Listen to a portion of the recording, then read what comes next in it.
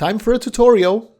So, having a way to organize and plan your collection is a key skill that every single numismatist must have.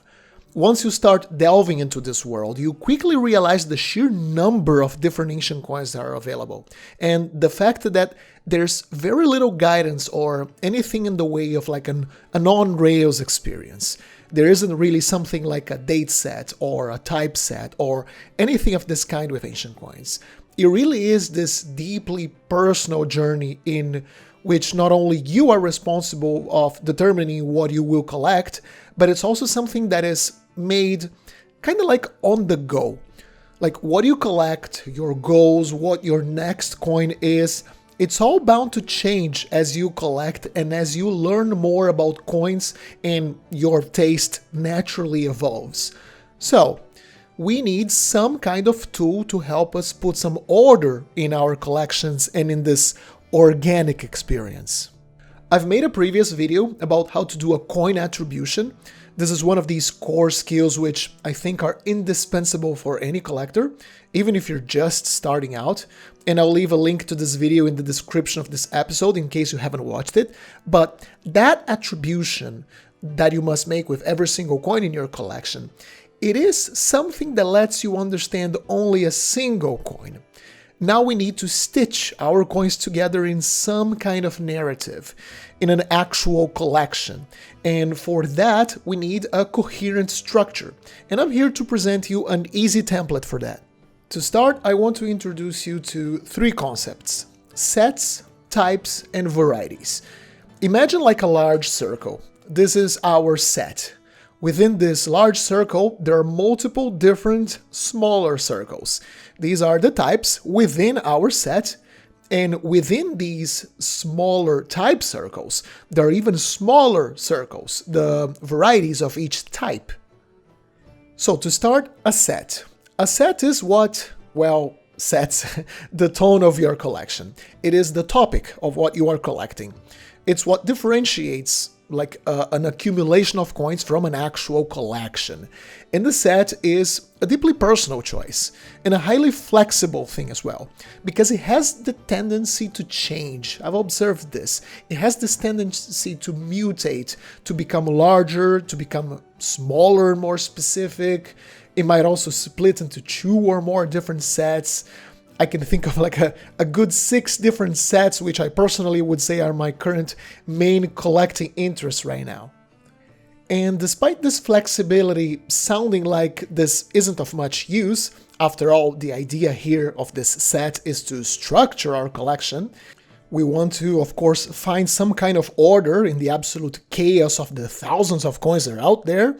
The point is that this flexibility is just the nature of this hobby, of ancient coin collecting. You might be someone who enjoys from the very beginning establishing like a very hard, inflexible set that you want to collect and you never deviate from it, which is perfectly fine, but I would invite you to be more flexible with it, to use a set as a way of establishing some order, but also letting your personal tastes and your natural evolution as a numismatist to set the tone for this journey. Because let me tell you, it's such a beautiful thing to see your collection evolve with your tastes. And how would we go about doing this? How do we make a set? Now, when we're in such an early stage, when we're still trying to figure out our set, we don't even need to worry too much about like checking catalogs, specific literature. It's more like really asking yourself, what do you enjoy? And at the beginning, it might be something very generic, like I like coins of ancient Greece, coins of India, coins of all Roman emperors, coins I think are pretty. These are all perfectly fine sets, which should evolve with time. Like, for example, a set of Greek coins might evolve into a set of Greek coins of the classical period. You will figure out their different periods as you learn more about coins. That's why you don't need to try to be that inflexible at the very beginning. Then, for example, going back to this classical period, it could evolve into something like coins of classical Athens, and you might even go deeper. Amongst all of the coins of classical Athens, you might make a set of different types of classical Athenian tetradrachma. See how we're going down the rabbit hole? On the other hand, and what I find it fascinating, it's that your set might evolve into the other direction. It might evolve into something broader rather than narrower. So a collection of Roman coins might evolve into coins of the Roman Empire, and who knows, as you study Roman coinage, you might learn that all of the different civilizations that fought against the Romans, hey, they also issued their own coins. So all of a sudden, your set that was just Roman Empire, it could broaden. It could become something like coins of Rome and its enemies, which would probably, at least in this particular example, would probably naturally evolve into something like Celtic coins, Parthian coins, coins of Carthage. That's how it evolves. By the way, that made me curious. I would like to know what kinds of coin sets are you working on at the moment. Please leave a comment in this video letting me know what you collect. I would love to know what my viewers collect so I can make content that you enjoy. Also remember to leave a like in this video if this channel provides you with good value. Okay, now, whatever you choose to collect, once you have this set in mind, then we need to populate the set with coins of different types. What constitutes a type can vary, and it's dictated by your set. If you collect, let's say, the successors of Alexander the Great, each of these men, each of these successors will probably be one of the types. If your set is something more specific, like you collect a single Roman emperor, maybe the types are coins with different portraits or different types of reverses that can represent different types. The point here is to make sure you have a more structured approach. At this point, when we're actually talking about particular types, that's where you should consider getting a hold of like a physical or a digital copy of a catalog of what you want to collect, because this will make it much easier if you actually have some kind of overview of everything that exists for this type of coin. And it's better to just use a reference, which will be like the state-of-the-art literature for that niche. It's going to be a good guide instead of you trying to guess what is out there. Okay, we've established sets and types. Now, I'm going to show you a few coins as an example today. The best way to illustrate this is with a very small, ultra-specific set. So let's do it step by step. First, we're going to specify the set. This is a set of Roman coins issued under Emperor Hadrian. Now, Hadrian issued during his reign a small series of astronomically themed coins. Coins featuring like stars, the moon, incarnations of like the sun, the other planets.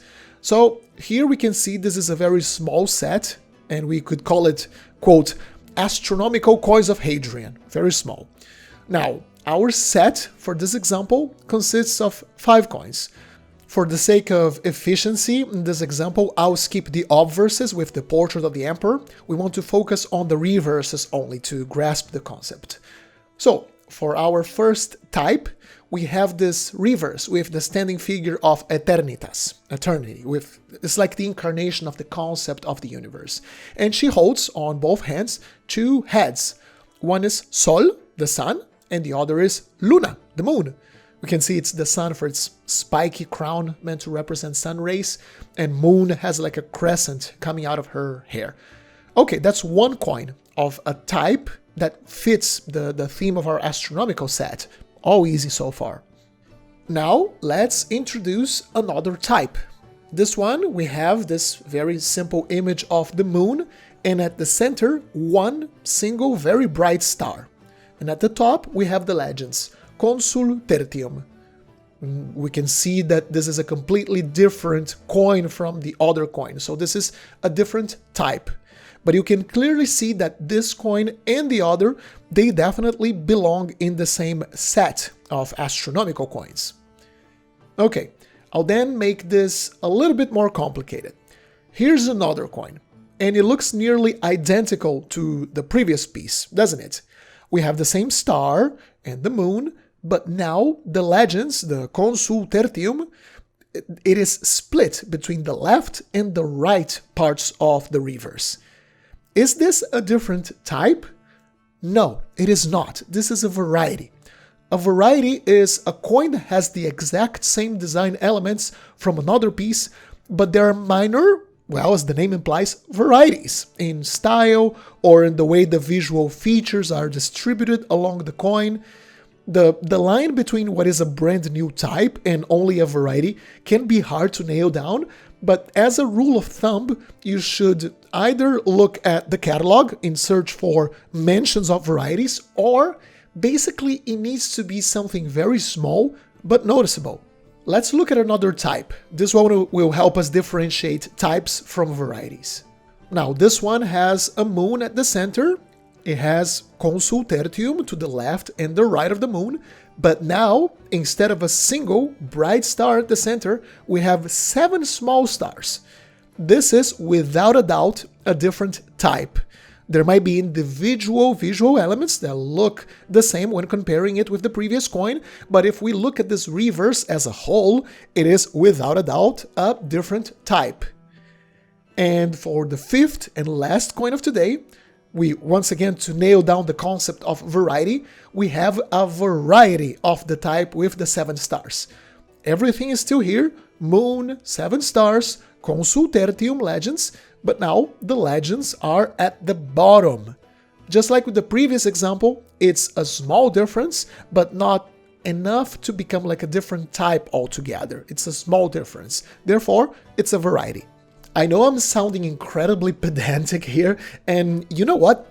At the end of the day, the way you want to organize your collection is a deeply personal thing.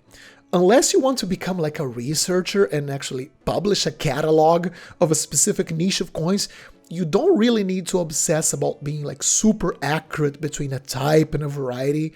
If you enjoy cataloging it this way, be my guest, but basically what we have here is a simple structure that should help you greatly when organizing your collection. Now you know how to organize your coins a little bit better. So each individual coin has an attribution, this ID card, and a coin goes into one of your sets. And within this set, there are the main types that narrate what this set is all about. Finally, you might or might not have in this set multiple coins of the same type, but of different varieties. There you go, it isn't that complicated. Now it's your turn. Go out there and organize your collection. Alright, happy collecting, and I'll see you soon. Let me give a special thank you to all of my amazing channel members and Patreons for their generous support. This channel would not be the same without your help. And if you would like to be part of this list, have early access to my videos when they are uploaded to YouTube, and a series of other perks, make sure to check out my Patreon page and my members tab on YouTube. Thank you very much.